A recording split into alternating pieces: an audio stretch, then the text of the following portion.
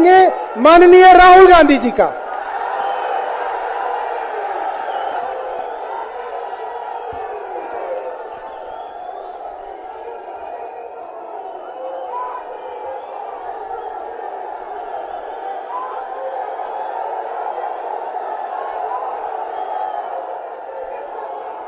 Stage पे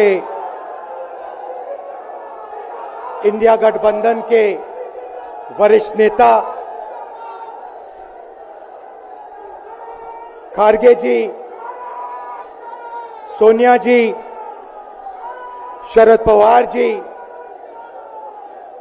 भगवंत मान जी, चंपा सोरेन जी, अखिलेश यादव जी, तेजस्वी यादव जी, सीताराम येचुरी जी, फारूक अब्दुल्ला जी, D राजा जी, भट्टाचार्य जी, महबूबा मुफ्ती जी, Derek O'Brien जी, कल्पना सोरेन जी, त्रिची सिल्वा जी, सुनीता केजरीवाल जी, देवराजा जी, तिरुतोल जी, खुरुम अनीस उमर जी, और स्टेज से मैं केजरीवाल जी और सोरेन जी का भी नाम लेना चाहता हूं, क्योंकि वो आज यहां है नहीं, मगर दिल में हम सब एक साथ खड़े हैं। भाइयों और बहनों, इंडिया गठबंधन के कार्यकर्ताओं, आप सबका यहां बहुत बहुत स्वागत, नमस्कार।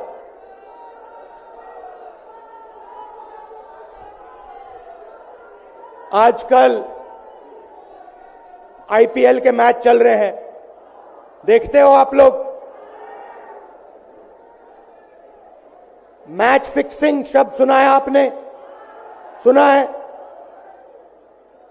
जब बेईमानी से एम्पायर पर दबाव डालकर प्लेयर को खरीदकर कैप्टन को डराकर मैच जीता जाता है। क्रिकेट में उसको मैच फिक्सिंग कहा जाता है। हमारे सामने लोकसभा का चुनाव है। अंपायर किसने चुने? नरेंद्र मोदी ने। हमारी टीम में से मैच शुरू होने से पहले 2 खिलाड़ियों को अरेस्ट करके अंदर कर दिया। तो भाइयों और बहनों, ये जो चुनाव हो रहा है, नरेंद्र मोदी जी इस चुनाव में मैच फिक्सिंग करने की कोशिश कर रहे हैं। ये जो उनका 400 सीट का नारा है, ये बिना ईवीएम के, बिना मैच फिक्सिंग के, बिना सोशल मीडिया और प्रेस पर दबाव डालकर खरीदकर, ये 180 पार नहीं होने जा रहा है। सब मिलाकर आप देखिए, कांग्रेस पार्टी विपक्ष की सबसे बड़ी पार्टी है। हमारे सारे के सारे बैंक अकाउंट बंद कर दिए गए हैं। चुनाव के बीच में देश की सबसे बड़ी ऑपोजिशन की पार्टी के सारे अकाउंट बंद कर दिए।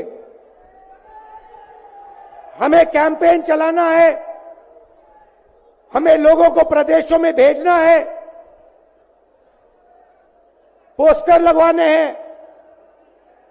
सारा का सारा जो हमारे रिसोर्सेज हैं, बैंक अकाउंट बंद कर दिए गए हैं। तो ये कैसा चुनाव हो रहा है? नेताओं को धमकाया जाता है, पैसे देकर सरकारों को गिराया जाता है, नेताओं को जेल में डाला जाता है, केजरीवाल जी को, सोरेन जी को, ये पूरी की पूरी मैच फिक्सिंग करने की कोशिश की जा रही है। और ये मैच फिक्सिंग सिर्फ नरेंद्र मोदी नहीं कर रहे हैं, ये मैच फिक्सिंग नरेंद्र मोदी और हिंदुस्तान के 3-4 सबसे बड़े अरबपति मिलकर कर रहे हैं।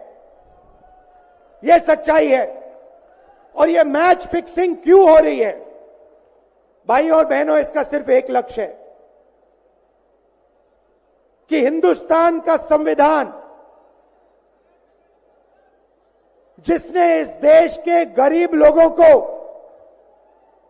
भविष्य दिया, सपने देखने का हक दिया, उस संविधान को हिंदुस्तान के गरीब जनता से के हाथ से छीनने के लिए यह मैच फिक्सिंग की जा रही है।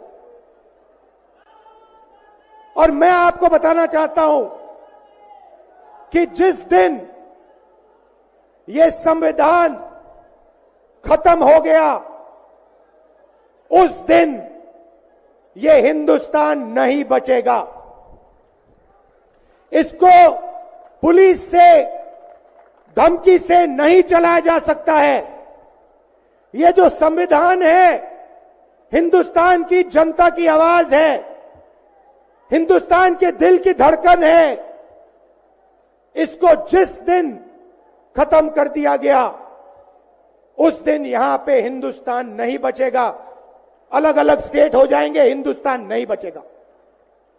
यही इनका लक्ष्य है।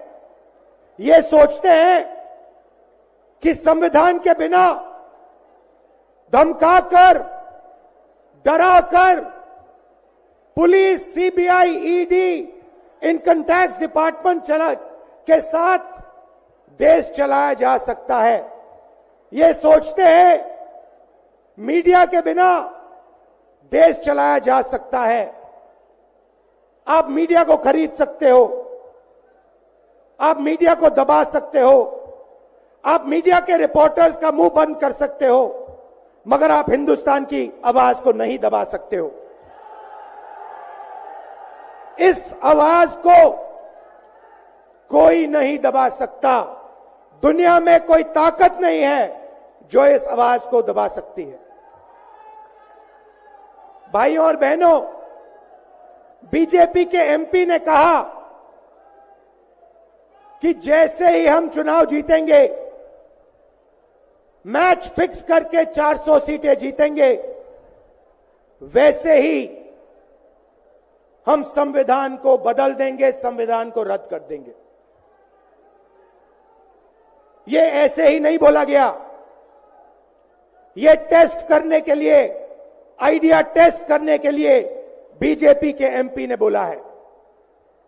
ये लड़ाई संविधान को बचाने की लड़ाई है। जैसे अखिलेश जी ने कहा, संविधान चला जाएगा, गरीबों के हक चले जाएंगे, आरक्षण चला जाएगा, और जो आपका धन है, गरीबों का धन है, किसानों का धन है, मजदूरों का धन है, वो 5-6 लोगों के हाथ में चला जाएगा। नोटबंदी की, जीएसटी लागू किया। मुझे बताइए, जीएसटी से, नोटबंदी से किस गरीब व्यक्ति को फायदा हुआ? किस छोटे दुकानदार को फायदा हुआ? किस किसान को फायदा हुआ? किस बेरोजगार युवा को फायदा हुआ? किसी को नहीं। 40 साल से सबसे ज्यादा बेरोजगारी हिंदुस्तान में आज है। 1% लोगों के पास हिंदुस्तान का पूरा धन, 22 लोग हैं। जितना धन उतने उनके हाथ में है, उतना ही धन 70 करोड़ लोगों के हाथ में है। ये संविधान को क्यों मिटाना चाहते हैं? क्योंकि आपका धन जो है आपसे छीनना चाहते हैं। मैंने जाति जनगणना की बात की। किसानों के एमएसपी की बात की, युवाओं को रोजगार देने की बात की। यही देश के सामने सबसे बड़े मुद्दे हैं। मगर एक बात याद रखिए, अगर आप लोगों ने पूरे दम से वोट नहीं दिया तो इनकी मैच फिक्सिंग कामयाब हो जाएगी। यह आप भूलिए मत। और जिस दिन मैच फिक्सिंग कामयाब हो गई, उस दिन आपका संविधान, हमारा संविधान खत्म हो जाएगा। जिस दिन संविधान खत्म हो गया, उस दिन हिंदुस्तान के दिल पर एक बहुत बड़ी चोट लगेगी। तो ये जो चुनाव है, ये चुनाव कोई मामूली चुनाव नहीं है। ये चुनाव हिंदुस्तान को बचाने का, संविधान को बचाने का,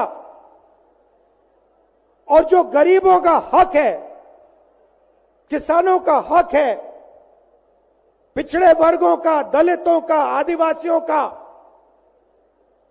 गरीब जनरल कास्ट के लोगों का हक है, उसको बचाने का हक है, उसको बचाने का चुनाव है। यह बात आप याद रखिए, क्योंकि अगर यह चुनाव जहां मैच फिक्सिंग की जा रही है, वो पूरे देश को दिख रहा है। बीजेपी के लोग कह रहे हैं, कल में से एक व्यक्ति मिलने आया, मुझे कहता है मैं ट्रेन से आया, मेरे साथ बीजेपी के कार्यकर्ता बैठे थे, उन्होंने कहा कि कुछ ना कुछ गड़बड़ है। यह सच्चाई है। इलेक्शन कमीशन के लोगों को नरेंद्र मोदी जी ने बैठाया, दो नेताओं को, दो चीफ मिनिस्टरों को जेल में डाला।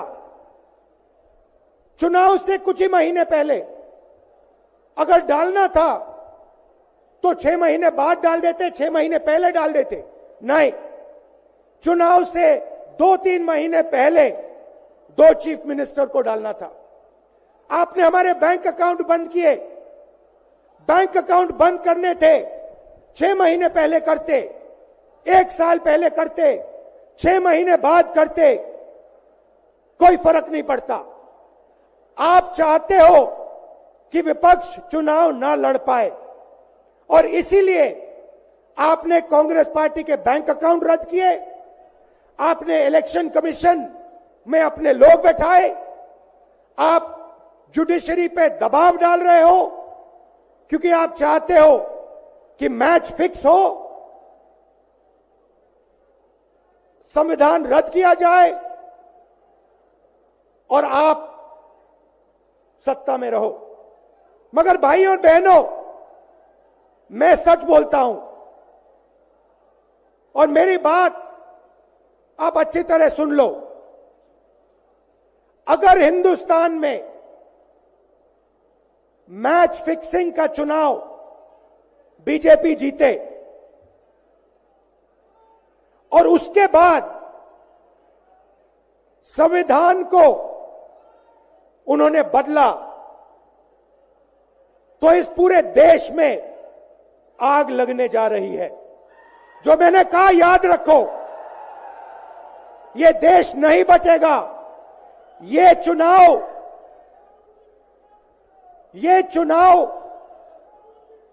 वोट वाला चुनाव नहीं है।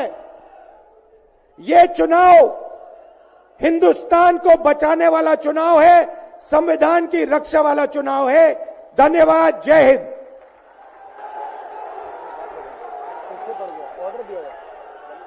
हेलो, मैं पंजाब